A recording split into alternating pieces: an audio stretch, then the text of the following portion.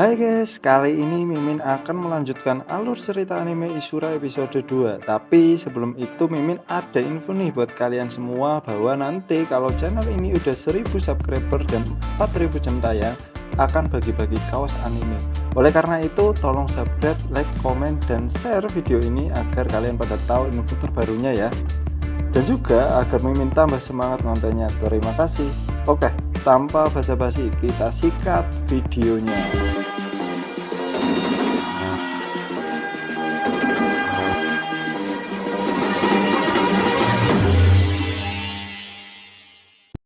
Scene pertama di kerajaan baru Lithia diperlihatkan seorang jenderal yang bernama Taren yang telah mendeklarasikan kemerdekaan bagi kota regional di sepanjang kanalnya dan juga menyebutnya kerajaan baru Lithia. Karena hal ini malah dianggap sebagai provokasi militer yang serius yang mengancam kontrol Auretia atas wilayah perbatasan. Kemudian diperlihatkan kereta kuda yang ada di jalan raya utama wilayah Lithia, yang dimana hari ini adalah hari kepulangan Lana si badai bulan dari tugasnya sebagai mata-mata. Namun saat Lana melihat keluar terlihat segerombolan naga yang semakin mendekat untuk menyerangnya. Lalu karena itu Lana menyuruh kusir untuk mempercepat laju kereta kudanya. Akan tetapi memang kecepatannya sudah maksimal dan di sini Lana tidak sendirian. Di dalam kereta kuda ada dua temannya yang bernama Higuare, si pelagis, dan Sark, si pengiris suara. Mereka membicarakan soal Taren yang memproklamirkan sebagai Raja Iblis. Di tengah pembicaranya itu tiba-tiba ada segerombolan bandit yang ingin merampok mereka. Namun para naga yang sudah sangat dekat langsung menyerang para bandit itu hingga mokat. Diketahui naga yang memakai sal merah adalah naga yang sudah dijinakan oleh kerajaan Minia. Kemudian naga itu langsung menyerang segerombolan naga liar yang terbang mendekat dan bisa mengalahkan naga liar itu dengan sihir api milik pemimpin naga Minia.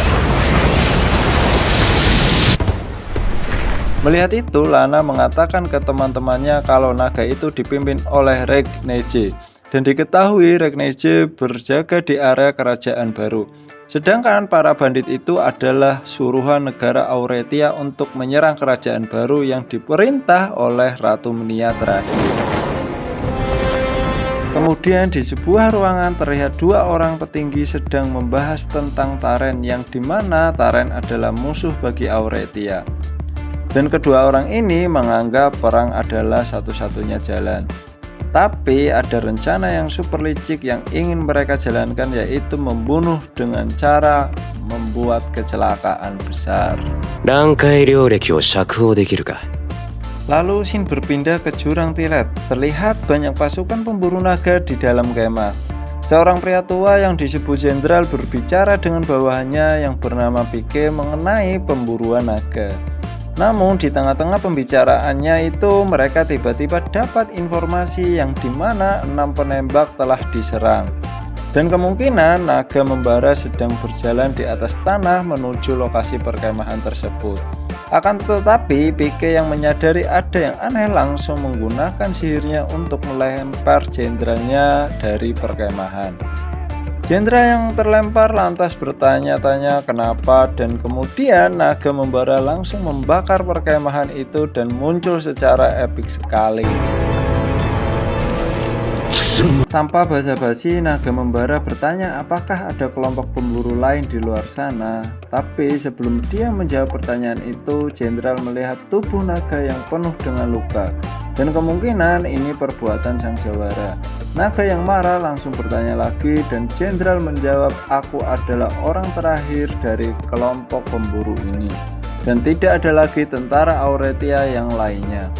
Setelah mendengar jawabannya, sang naga bersiap untuk menyerang jenderal itu. Sang jenderal pun mengeluarkan sihir berupa panah besar dan langsung menyerangnya, namun naga itu tidak tergores sama sekali. Lalu naga membara bersiap menyerang jenderalnya lagi, namun tiba-tiba datang seekor naga kecil atau yang bernama Alus si pelari bintang. Kedatangannya itu membuat naga membara ketakutan dan berkata, "Apalagi yang kau inginkan dariku?" Dengan sangat marah, naga membara langsung menyerang Alus dengan semburan apinya. Namun karena Alus sangat cepat, tembakan api miliknya tak mengenainya sama sekali. Kemudian sembari menghindar, Alus menembak mata naga membara dengan peluru beracun yang membuat naga membara langsung tumbang. Setelah itu, Alus dipanah oleh jenderal yang pastinya meleset. Sambil ngomel-ngomel, jenderal mengatakan, "Kenapa kau mencuri musuhku?" Alus pun menjawab kalau pertanyaan itu sangatlah aneh dan mengatakan kalau seseorang pasti akan membantu temannya. Alus dan jenderal ternyata adalah teman walaupun jenderal tidak mengakuinya. Dan di sini sang jenderal masih marah ke Alus sambil bercerita demi diakui dunia ia telah membunuh banyak naga. Walaupun saat ini umurnya sudah tidak muda lagi. Karena itu Alus mengatakan sangat mengagumi Herhen atau sang jenderal. Di tengah-tengah obrolan mereka tentang kompetisi di negara Auretia, naga membara malah bangkit lagi dan langsung melancarkan serangan pamungkasnya. Namun serangan itu berhasil ditahan oleh Aulus. Kemudian Alus menyerang balik dengan pisaunya dan berhasil membelah naga membara menjadi dua. Diketahui nama pedang Alus adalah Hilensigen, si pedang cahaya. Setelah itu Alus kembali mengobrol dengan Herhen dan Herhen mengatakan kalau 29 pejabat Auretia sedang mencari pahlawan untuk mengumpulkan orang-orang kuat di dunia. Dan Herhen mengatakan kalau ia akan memanfaatkan kekuatan Alus untuk meraih kejayaan.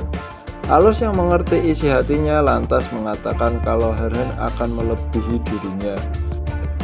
Setelah percakapannya selesai, Alus akan pergi ke Labirinagan, kota yang dihancurkan oleh robot episode pertama. Nah, itulah alur cerita anime Isura episode 2. Dan dapat disimpulkan bahwa sahabat bukan tentang siapa yang telah lama kamu kenal, tapi tentang siapa yang menghampiri hidupmu dan tidak pernah meninggalkanmu dalam situasi dan kondisi seburuk apapun. Oleh karena itu, tetaplah jadi diri sendiri ya.